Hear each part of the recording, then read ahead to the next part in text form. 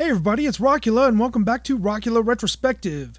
It's day 17 of my VEDA series, 30 Bands in 30 Days. VEDA stands for Vlog Every Day in April, and today's band is Kraftwerk. I wish I could remember the first person to tell me about Kraftwerk, but they said, if you like Gary Numan, you might like them too. The first thing I heard was Computer World, and it turned out to be very different from Gary Numan.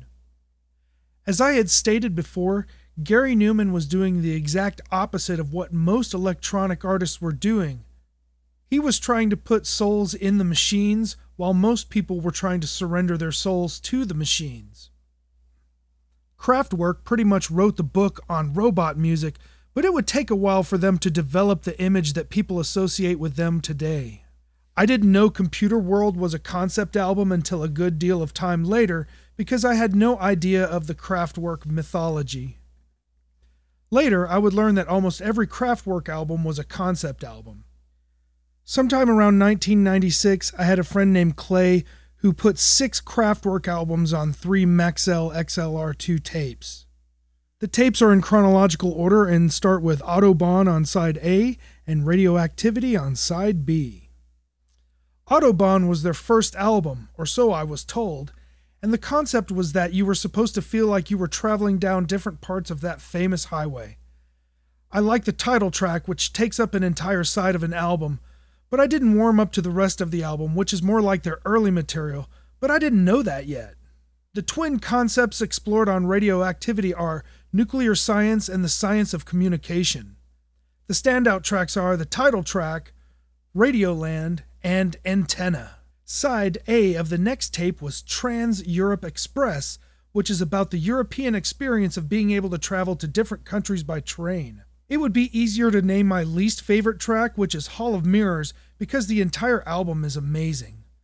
They even contribute to their own mythology by referencing 2 of their most famous fans, Iggy Pop and David Bowie. Seems that Bowie planned on collaborating with Kraftwerk, but sadly that never came about. Side B of the tape is Man Machine, and it wound up being my favorite album in the Kraftwerk catalog. After watching several documentaries, I deduced that this isn't officially considered a concept album because it has no central theme, but that's okay. The 6 songs on this album have nothing to do with each other, but every track stands out on its own. Whereas, many tracks on other albums just seem like connecting pieces between the main songs. The Robots and Space Lab are 2 of my favorite Kraftwerk songs. The next tape featured Computer World and Electric Cafe. Up until now, Kraftwerk has been ahead of the curve, but the musicians they influenced are starting to catch up with them. Electronic dance music and rap are becoming more popular. If you listen to these albums without understanding the influence of Kraftwerk, you might assume that they are trying to keep up with the times. I revisited Computer World, and my favorite track has always been Numbers. Electric Cafe shares the same timely status.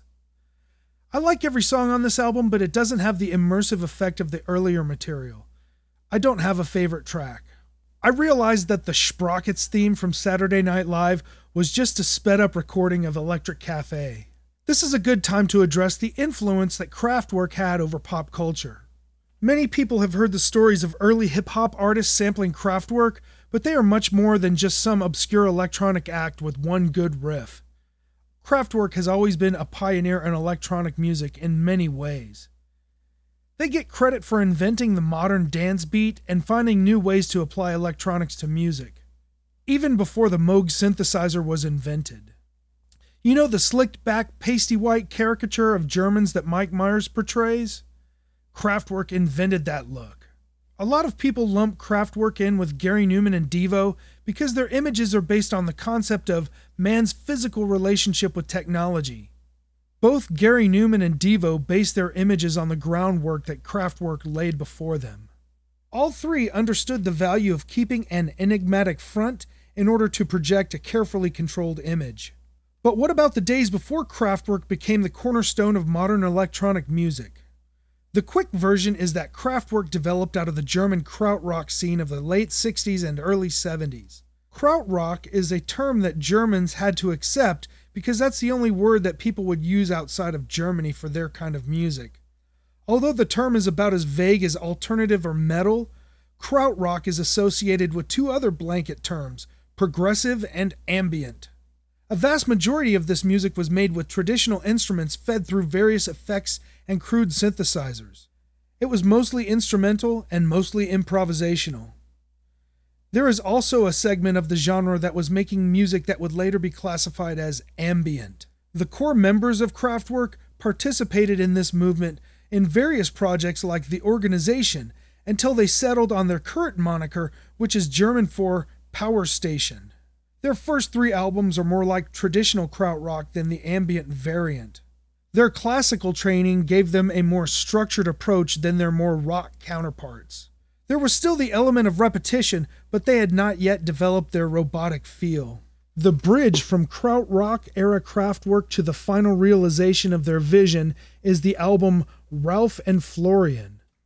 The acoustic drums are gone, and they start to take a more minimalist direction.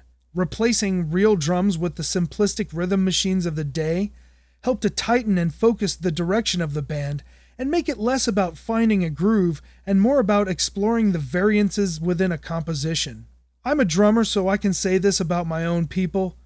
The drummer is the heart of the band, but sometimes a drummer gets in the way. Ralph and Florian is important because it is the first album with Kraftwerk's new mechanical heart.